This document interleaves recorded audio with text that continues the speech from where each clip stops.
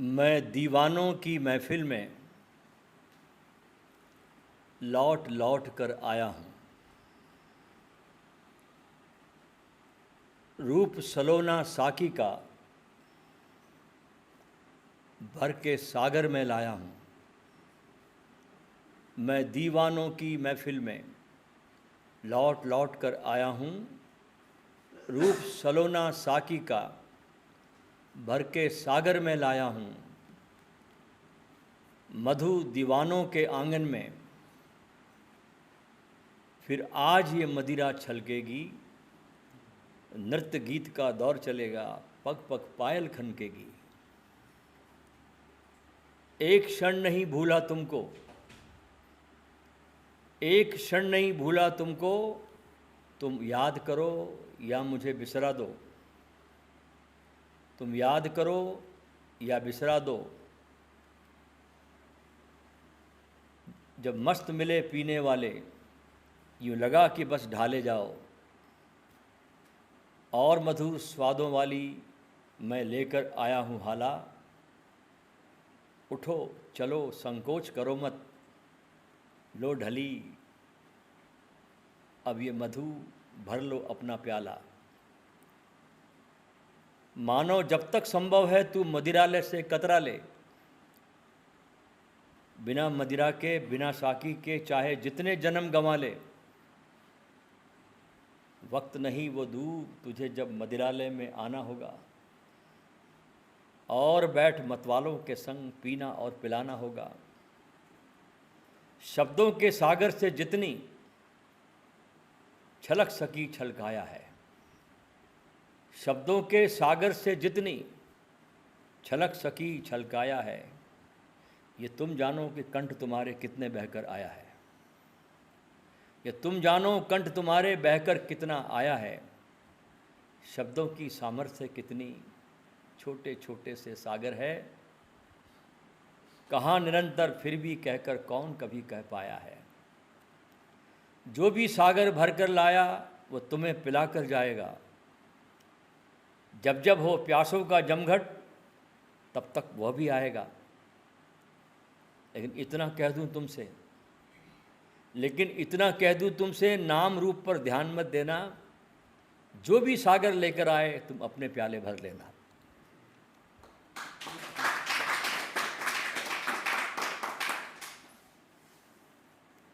नाम और रूप पर बड़ी लड़ाइयाँ चलती है साहब। प्याले में क्या रखा है सामान, इसको कोई नहीं देखता। नाम और रूप को देखते हैं लोग। पुरानी जगह तलाशते हैं लोग। अतीत की तरफ देखते हैं लोग। वर्तमान को नहीं देखते। इसलिए हर सदी चूकती है बुद्ध पुरुषों से। बहुत थोड़े से लोग, साहसी लोग, निर्भीक लोग, हिम्मतवर लोग उस समय आ पाते हैं। जब चला जाता है तब वहाँ फिर मज़ारों पे जमघट लगते हैं।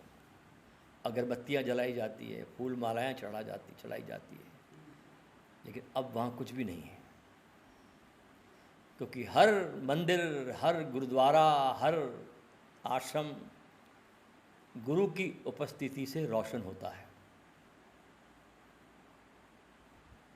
क्योंकि जब कृष्ण नहीं तुमको बदल सके तो गीता क्या खाक बदलेगी।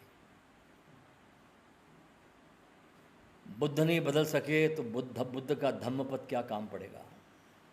इसलिए असली सवाल है कि जब धरती पर रोशनी होती है, कोई दिया जलता है, तो अपने बुझे हुए दिए को लेकर वहाँ सरक जाना।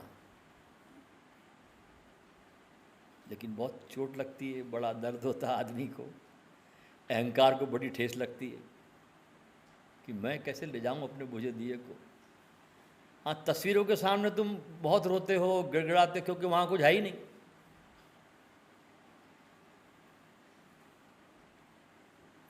वहाँ कुछ है ही नहीं, वहाँ तुम ही हो। और दूसरी बात, एक बड़ी सत्य की बात कहता हूँ कि जिसको तुमने कभी देखा नहीं उससे तुम प्रेम कैसे कर सकोगे। तुमने कभी ईश्वर को देखा, सुना, बातें सुनी, किताबों में पढ़ी, ओशो ने सुना दिया, उसने सुना दिया, उसने सुना, देखा कभी नहीं, कभी स्पर्श नहीं हुआ, कभी आँखों में झांका नहीं, कभी रस पिया नहीं उसका, कभी मुलाकात नहीं। तो कल्पनाओं से थोड़ी प्रेम किया जाता है। मजनू को प्रेम करने के लिए फोटो की लैला नहीं चाहिए, मजनू को प्रेम करने के लिए वास्तविक लैला चाहिए। फोटोओं से काम नहीं चलता। असली सवाल है वास्तविकता और हमारी उपलब्धता। वहाँ उपलब्ध रहना, अवेलेबल रहना। तो बड़ी मज़ेदार बात है कि अगर तुम गुरु को उपलब्ध रहते हो, मात्र उपलब्ध रहते हो, कुछ नहीं करते, मात्र तुम्हारी अवेलेबिलिटी, तुम्हारी उपलब्धता तुमको सब कुछ दे जाती है। और एक बड़े मज़े की बात बताऊं मैं आपको कि जब कोई शिष्य अपने गुरु के प्रति अगाध श्रद्धा से, प्रेम से रिसेप्टिव होकर उसके आसपास जीता है, मंडराता है, तो गुरु ने जितनी भी साधना, तप जो भी किया होगा वो उसको सब मिल जाता है। वो कैसे मिलता है? कि जैसे किसी बाप की बहुत बड़ी जायदाद हो और उसका लड़का हो, तो जायदाद लड़के को मिलेगी नहीं मिलेगी? बेटे ने तो नहीं कमाई, कि कमाई बेटे ने, उसको मिल गई। ऐसे इसमें घटता है कि जब तुम तैयार होते हो, जब तुम योग्य होते हो, तुम वास्तविक होते हो, तुम प्रामाणिक होते हो, तो तुमको सद्गुरु ने जो साधना की है, जो तप किया है, जो भी इसके लिए अथक प्रयास किया है, जो उसको उपलब्धि हो गई है, वो तुमको ऐसे ही मिल जाती जैसे किसी बाप की जायदाद मिल गई हो।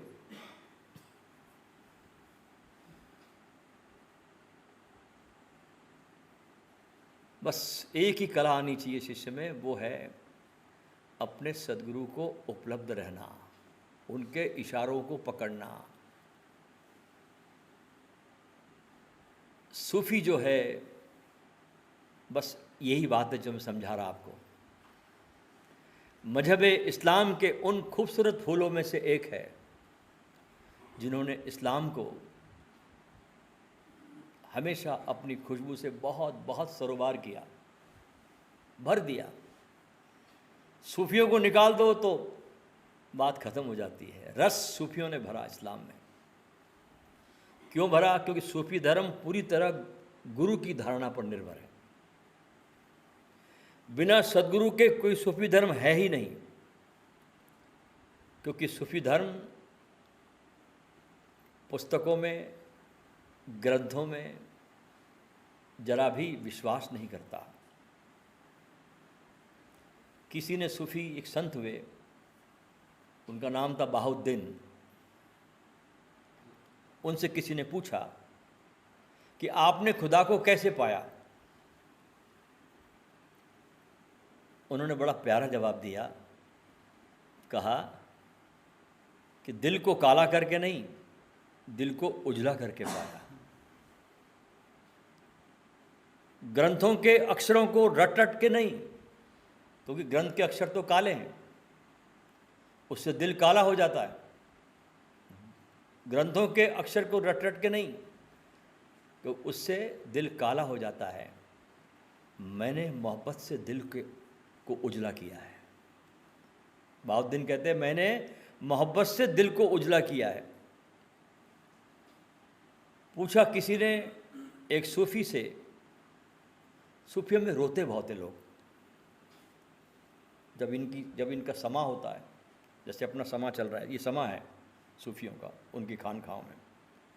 जब सूफी अपने हाल पे आते हैं, जैसे ऊर्जा बरसती उन पर, एक भावदशा में रहते हैं, एक हॉल में रहते हैं, एक समा बनता है, तो ऊपर की ऊर्जा से एक साथ उनका तारतम्य में बैठ जाता है, तो बहुत रोते हैं उस समय। वो अल्लाह के मिलन के लिए व्याकुल होते हैं वो, उस परवरदिगार से। तो पूछा किसी ने एक सूफी से कि रोता क्यों है? तो जवाब देता है, रोता हूँ क्योंकि रोने में ही सुख है। क्योंकि रोता हूँ इसलिए कि रोने से मेरे इस मन की मैल को धोने का उपाय हो जाता है। मेरे मन की मैल रोने से ही धुलती है, वहाँ साबुन काम नहीं पड़ता। आंखों से आंसू झरते हैं, गालों पर से लुढ़क कर मेरे सीने पे गिरते हैं, और वो आंसू जो बहकर गालों से लुढ़क कर मेरे सीने पर गिरता है वो मेरे दिल की मैल को दूर कर देता है। एक बहुत बड़े सूफी संत हुए ख्वाजा फरीदुद्दीन अत्तार, ये बड़ा प्यारा आदमी था, गजब, इन्हें कहना चाहिए सूफी धर्म का आधार स्तंभ था ये व्यक्ति। 10-5 नाम तो इतने बड़े बड़े हैं, मौलाना रूमी, फरीदुद्दीन अत्तार, हकीम सनाई, बाबा शेख फरीद, निज़ामुद्दीन औलिया।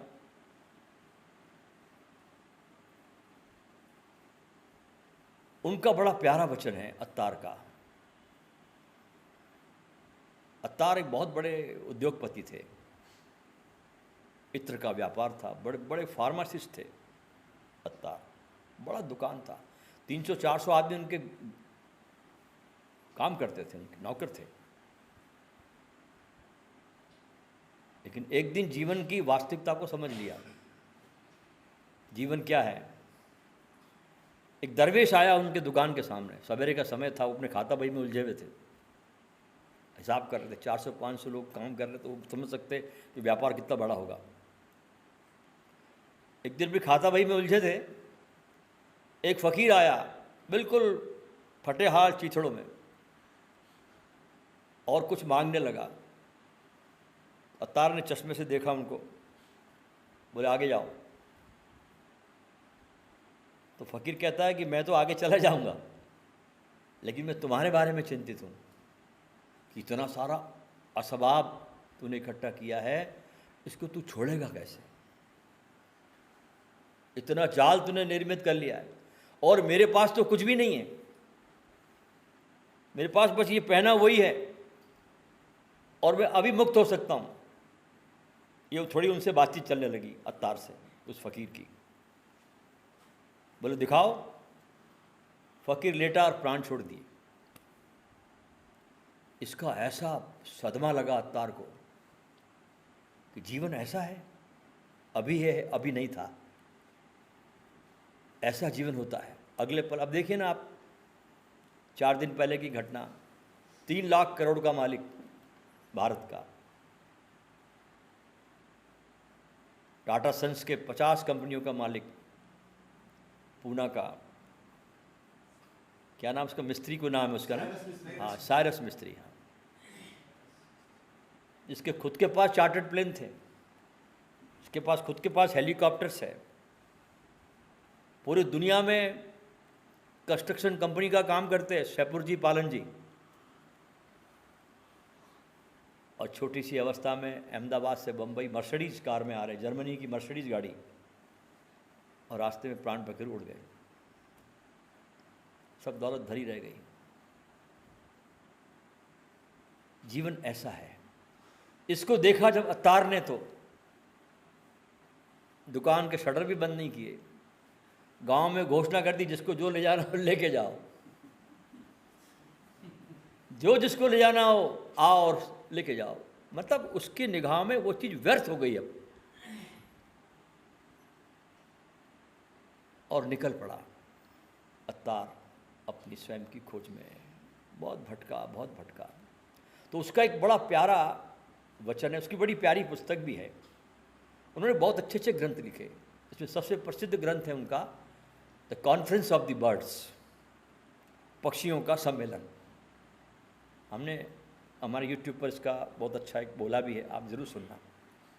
तो उनका एक बड़ा प्यारा वचन है, वे कहते हैं कि मेरा अहंकार इन आंसुओं में बहकर नष्ट हो गया है।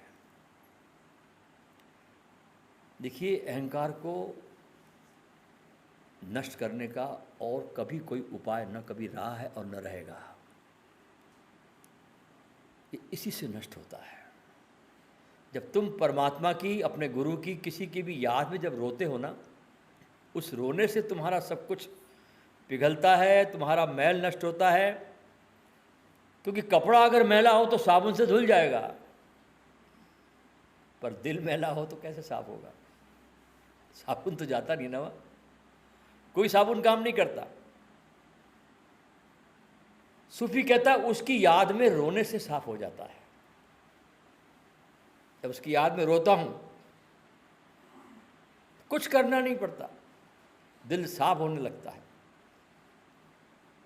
सूफी कहता है कि जीवित सदगुरु में आस्था होना नितांत जरूरी है। ये वचन है उनके, उसमें परम आस्था। क्योंकि वो कहता है कि कोई भी किताब तुम्हारी सहायता नहीं कर सकती। अच्छा, सूफियों के पास एक बड़ी अद्भुत पुस्तक भी है, the book of the book.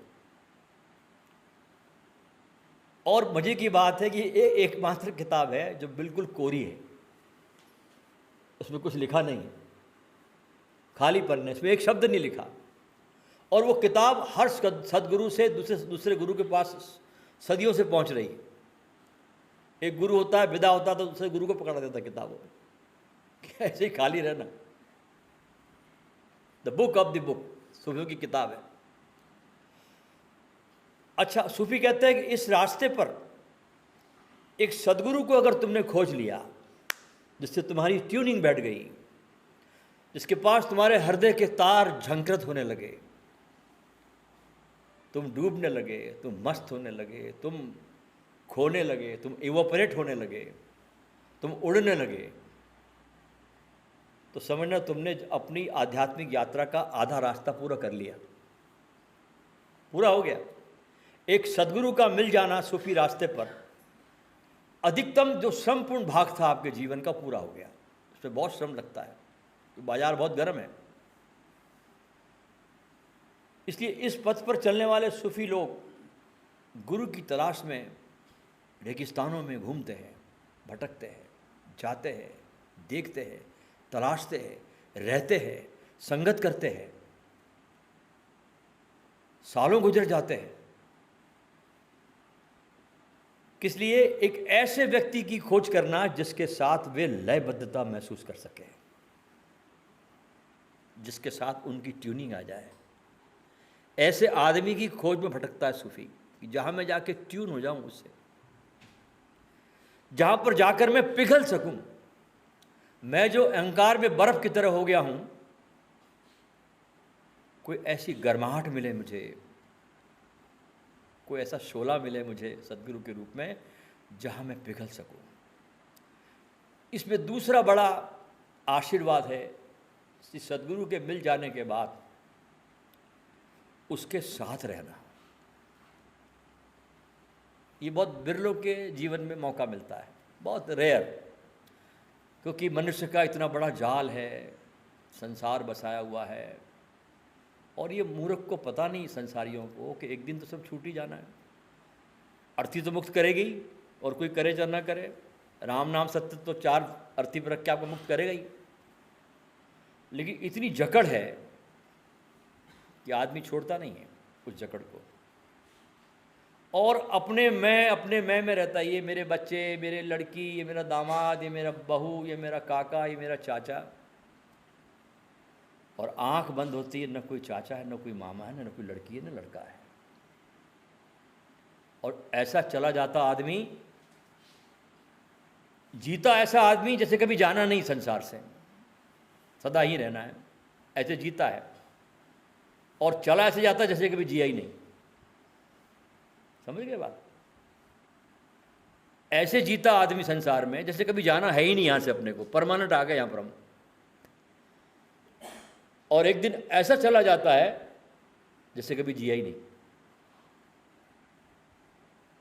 तो एक सदगुरु के साथ जीना,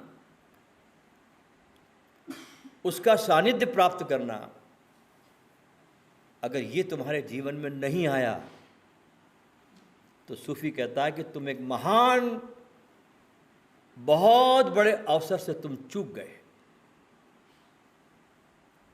The greatest opportunity in your life to achieve a master and to live with the master. क्योंकि हमारे जीवन की आदत है दोस्तों कि हम सिर्फ व्यर्थताओं के साथ जीते हैं। व्यर्थता के साथ हमारी जीने की आदत पड़ गई, और उस व्यर्थता के जीवन जीने की आदत पड़ गई, इसलिए हम सदगुरु के संपर्क में नहीं आते, क्योंकि वहाँ उलझे हुए हम लोग व्यर्थ की चीज़ों में, व्यर्थ की बातचीत में, व्यर्थ की आपाधापी में, व्यर्थ के रिश्ते निभाने में, जिन रिश्तों में जरा भी प्रेम नहीं है। बड़े मज़े की बात है कैसा लोग ड्रामा करते हैं, ये मेरे समझ के बाहर की बात लोगों को देखता मैं, कि जहाँ जिन संबंधों में कोई प्रेम नहीं, वहाँ भी आदमी मुखौटा बनाता है कि मैं तुझे प्रेम करता हूँ, मैं तुमको बहुत प्रेम करती हूँ।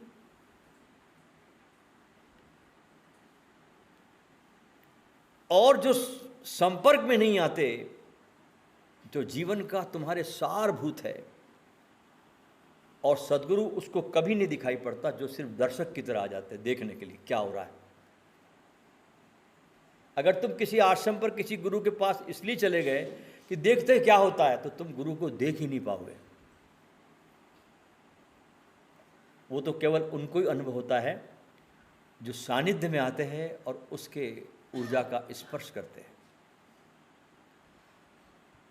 और एक बार अगर ये तुमको स्पर्श मिल गया और तुमने छू लिया गुरु को, छूने का ये मतलब नहीं कि मेरे पैर पकड़ लो, अगर तुमने उसकी ऊर्जा को छू लिया, तुमने उसका स्पर्श पा लिया, ये निगाहों से भी हो सकता है, तो तुम्हारी चेतना में एक ऐसा तत्व संक्रमित हो जाता है इमीडिएटली, जरा भी देर नहीं लगती, जो अब तक कभी घटा नहीं था। क्योंकि एक सदगुरु की उपस्थिति बहुत बहुत जीवंत होती है। और अब तुमको सदगुरु मिल गया, तुमको जीने का अवसर भी मिल गया, तुमको साथ भी मिल गया, अब तुमको उसके साथ रहने के ढंग सीखने पड़ेंगे। तीसरी बात, और जीवित सदगुरु के बिना कोई विधि काम करती नहीं। सारी विधियों में प्राण डालने वाला सदगुरु होता है, इसलिए हर विधि जागृत होती है किसी सदगुरु के साथ, हर मंत्र जागृत होता है किसी सदगुरु की उपस्थिति में, वो प्राण डालता है उसमें। हर ताले की चाबी है सदगुरु के पास। चाहे विधि कितनी भी अच्छी हो, लेकिन वो सब जीवंत गुरु की उपस्थिति में ही काम करती है, क्योंकि विधियां महत्वपूर्ण नहीं है, विधियां जरा भी महत्वपूर्ण नहीं है। जीवंत गुरु के साथ कुछ जीवंत हो उठता है। सूफी कहता है उसके साथ कुछ बनता है, कुछ हो उठता है, कुछ जीवित हो जाता है। और जो गुरु चले जाते हैं, वे गुरु तुम्हारे लिए प्रेरणा का स्रोत तो बन सकते हैं, उनको पढ़ते हो, सुनते हो, सब करते हो, वो तुम्हारे लिए प्रेरणा का एक माहौल बनाते हैं। जो सदगुरु चले गए, लेकिन वो तुम्हारी मदद नहीं कर सकते। जैसे कैसे नहीं कर सकते कि आप बीमार पड़े, ठीक है, तो आपके घर में भले ही एक बहुत अच्छे डॉक्टर की तस्वीर लगी हो, चलो लुकमान की लगी हो, धनवंतरी की लगी हो, वाघभट की लगी हो, बड़े बड़े वैद्य हुए, आप बीमार पड़े, तो आपके बीमारी का इलाज वो तस्वीर तो नहीं कर सकती ना, कि कर सकती है? आपको उस समय के कोई अच्छे डॉक्टर के पास जाना पड़ेगा, वो आपका इलाज करेगा। ठीक ऐसे ही धर्म के जगत में भी है कि लोग सिर्फ तस्वीरों के पास रुक गए, इसलिए उनके जीवन में क्रांति नहीं होती। सूफी कहते हैं इस बात को जितना जल्दी अपनी चेतना में हमेशा के लिए बैठ जाने दो,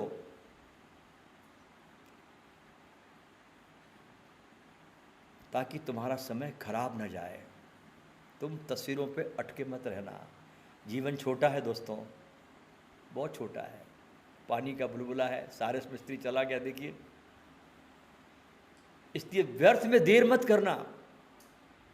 और यही विज्ञान और धर्म में भेद है, क्योंकि धर्म एक जादू है, एक मैजिक है, एक रहस्य है। महान रहस्यों से भरा हुआ विज्ञान है धर्म। और विज्ञान जो है ना, वो टेक्निक पर आधारित है। टेक्निक चाहिए विज्ञान को। और धर्म है सद्गुरु पर आधारित है। सूफियों में शिष्य को कहते हैं मुरीद और गुरु को कहते हैं शेख, मुर्शिद। अच्छा, मुरीद का अर्थ क्या होता है? शिष्य। लेकिन उसका गहरा अर्थ और भी है। गहरा अर्थ यह है, मुरीद मतलब जिसने अपने मन को मार लिया, जो अपने मन को मुर्दा करने की यात्रा पर निकल पड़ा, क्योंकि मन ही सारा तकलीफ वाला काम है, मन ही सारा अड़चन देता है।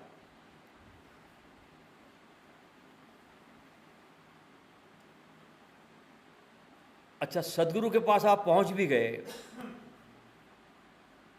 रहने भी लगे,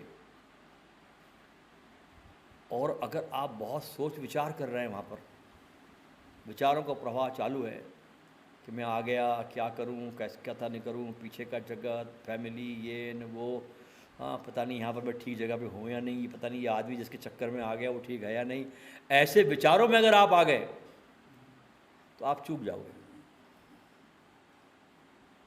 और इसकी संभावना बहुत है। इसकी संभावना बहुत है, क्योंकि विचारों का आप है क्या? आप सिर्फ विचारों के एक प्रवाह है, अभी आपको अपना पता ही नहीं है।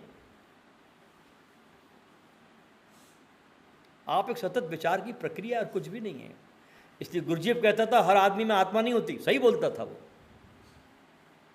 क्योंकि आत्मा उसके वो होती है जिसका उसको पता है। तुमने तो आत्मा सुन के रखी है, किताबों में पढ़ के रखी है कि आत्मा है, आत्मा पता है तुमको, तुमको सिर्फ तुम्हारे विचारों का पता है कि हाँ मेरे भीतर विचार बहुत है। मैं दिन भर सोचता रहता हूँ, रात भी सपने में सोचता रहता हूँ। इसलिए अगर सानिध्य भी मिल गया, सब कुछ मिल गया, और अगर तुम्हारे भीतर विचारों का झंझावात है तो तुम सदगुरु को जीवन भर चूकते चले जाओगे। बहुत से लोग चूकते हैं, कहते साहब हम तो गुरु के पास 20 साल रहे, 25 साल रहे, मैंने ये किया वो किया, उनके जीवन को देखो, उनको देखो तो लगता है वो सारे के सारे चूक गए। इसलिए सूत्र देता है सूफी, चिंतन से अनुभव की तरफ गतिशील होना। ये सूत्र है सूफियों के। तुम्हारा जीवन चिंतन से भरा है, अब तुमको चिंतन से अनुभव की ओर गतिशील होना, और विचार तुम्हें सद्गुरु के पास होने की अनुमति नहीं देता। क्यों नहीं देता अनुमति? क्योंकि विचार जो होता है ना तुम्हारा, तुम्हारे और गुरु के बीच वो विचार कोई पुल बनने नहीं देता, ब्रिज, बल्कि विचार तुम्हारे और गुरु के बीच में दीवार बन जाते हैं, जबकि पुल बनना चाहिए, ब्रिज। तुम्हारे और गुरु के बीच में ब्रिज, पुल, और विचार दीवारों का काम करते हैं। इसलिए पहला कदम है सदगुरु के सानिध्य में आना, जिसकी जीवंत उपस्थिति है, और दूसरा कदम है, सूफी कहते हैं, समर्पण। इसके बाद कोई कदम बचता ही नहीं, बस पूरा मार्ग सूफियों में 2 कदम उठाने से पूरा हो जाता है। कि पहले किसी ऐसे व्यक्ति के संपर्क में आना जो परमात्मा के संपर्क में हो, और दूसरा उसको समर्पण कर देना। असली बात तो समर्पण तो बात की बात है, वो तो कोई बहुत बड़ी बात नहीं है। मेरे नज़र में तो संपर्क में आना बड़ी बात है, क्योंकि एक बार तुम संपर्क में आ गए पूरी तरह से समर्पण हो ही जाएगा, ये करना नहीं पड़ता। करना पड़े वो समर्पण किस काम को? 2 कौड़ी का समर्पण है, तुमको करना पड़ रहा है, वो कि समर्पण हुआ।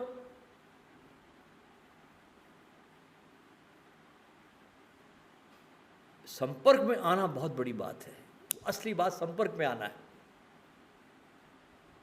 कई बार ऐसा हो जाता है दोस्तों कि लोग संपर्क में तो आते नहीं और समर्पण कर देते हैं।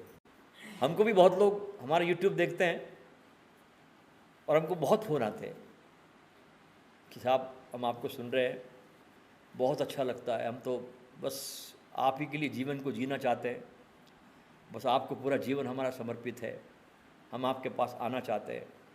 हम बड़ा स्वागत करते हैं ऐसे लोगों का, हम बड़ा जवाब भी देते हैं।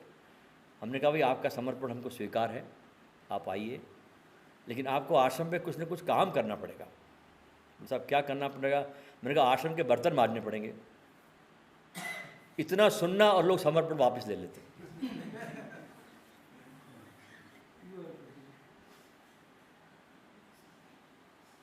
ये समर्पण किस काम का? जीवन दे रहे थे, इतना सब कुछ कर रहे थे, और मैंने कहा सिर्फ बर्तन मांजने हैं। इतनी छोटी सी चीज़ से लोगों ने समर्पण वापस ली। आप ताजुब करोगे दोस्तों कि कुछ दिन पहले हमारे कुछ मित्र पूना के दलाई लामा के आश्रम पे गए, जो उनका मैक्लोडगंज में आश्रम है। 7-8 मित्रों ने ग्रुप बनाया और दलाई के आश्रम पे गए। तो मैंने उनको फ़ोन किया, जब वो लौटे तो मैंने उनको फ़ोन किया। मैंने कहा यार बता कैसी तेरी यात्रा रही, तू दलाई के लामा आश्रम पे गया था? बोले भाई पूछो मत। मैंने क्या हुआ? बोले 10 दिन तक हम वहाँ पर रहे, कोई ध्यान नहीं करवाया, हम 10 लोगों से बर्तन मंजवा, न कोई ध्यान करवाया, कुछ भी नहीं। बोले बस बर्तन मांजो, बस बर्तन घसते रहे और वापस आए। लेकिन बर्तन क्या मांजने को बोलता है सदगुरु, वो तुमको ही मांज देता है। क्योंकि बर्तन को बाहर से कम मांजा जाता है, भीतर से ज़्यादा मांजा जाता है बर्तन। आप बर्तन देखिए, बाहर से ज़्यादा नहीं धोते, आप अंदर को धोते हैं लगा के बर्तन को। तो विचारों की चटर पटर तुमको सदगुरु के पास होने नहीं देती। विचारों को रोकना है, सदगुरु के साथ ब्रिज बनाना है, उनकी उपस्थिति में डूबना है, ऐसा जीना है उनके पास कि कभी भी उनका स्पर्श तुमको हो जाए और तुम्हारा जीवन दूसरा। मैं अपने बारे में बताता हूँ कि 8 अगस्त 1986 को जब मैं ओशो के कमरे में बेडरूम में गया, मुझे 1 सेकंड भी नहीं लगा जागने में। ऐसा स्पर्श पा लिया मैंने। 1 सेकंड देखा और मैं जागा।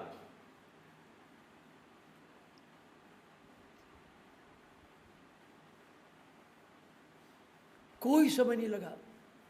इसको कहते हैं स्पर्श पा लेना। मुझे उन्होंने छुआ भी नहीं,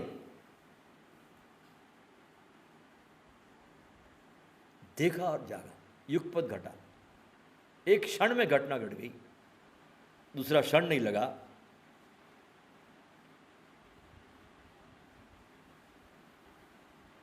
और मैं बावरा हो गया, और ये बावरापन बढ़ता जाता है अभी तक। एक बार तुम सुलग गए फिर बुझती नहीं बात, और आग जलती रहती है। एक बात बस सुलगने की ज़रूरत है, और ये पूरा प्रयास है हमारा कि एक बार आप थोड़ा मस्ती में नाचो झूमो। तो अब हम ध्यान करेंगे सूफ़ी का। सूफियों के पास बहुत सी विधियां हैं काम करने की अपने शिष्यों पे, लेकिन वो बाहर के लोगों को खान में अलाउड नहीं करते।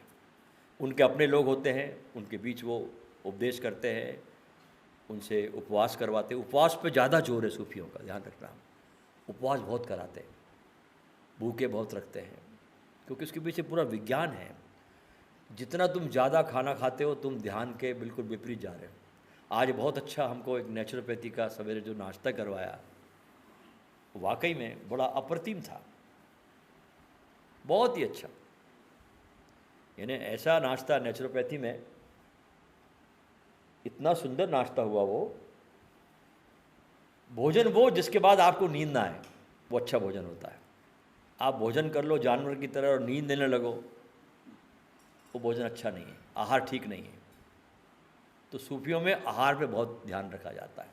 और सूफी की साधना में पहला जो साधना का सूत्र बताया उन्होंने, उसका नाम है उद्बियत। इसका अर्थ क्या होता है हिंदी में? दास्य भाव। यानी अपने गुरु के प्रति सदा दास का भाव रखे।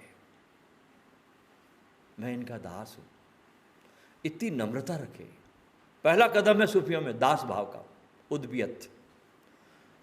समर्थ गुरु रामदास ने, जो शिवाजी के गुरु थे, उन्होंने तो पूरी पुस्तक लिखी एक दासबोध पर। जरूर पढ़ना, हर शिष्य ने उस किताब को पढ़नी चाहिए, दासबोध को। पूरा वर्णन उस गुरु रामदास ने उस किताब में किया है, जो शिवाजी के गुरु थे। दास बोध, अपने दास्य भाव का बोध होना। तो पहला कदम है, सूफी कहते हैं उद्बियत।